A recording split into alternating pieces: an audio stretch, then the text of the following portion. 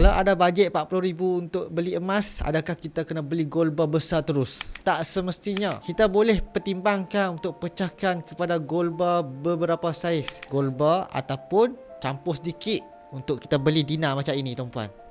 Kenapa? Salah satunya untuk memberi lebih flexibility. Katakan satu hari nanti kita perlukan sejumlah tunai, kita boleh pertimbangkan untuk jual sebahagian simpanan sahaja tanpa perlu menjual semuanya sekaligus. Sebab itu kalau tuan-puan big buyer, jangan hanya fikir nak kumpul gram emas banyak-banyak mungkin. Kita juga kena fikir tentang saiz emas, perik, kecairan dan matlamat simpanan emas. Bila jumlah pembelian semakin besar tuan-puan, perancangan pun kena lebih tersusun. Jadi tuan-puan dah jelaskan penjelasan saya. Tuan-puan ada bajet RM30,000 hingga RM40,000 untuk emas. Tuan-puan boleh isi borang siap di bawah ini. Saya akan guide tuan-puan sebaiknya. Semoga bermanfaat.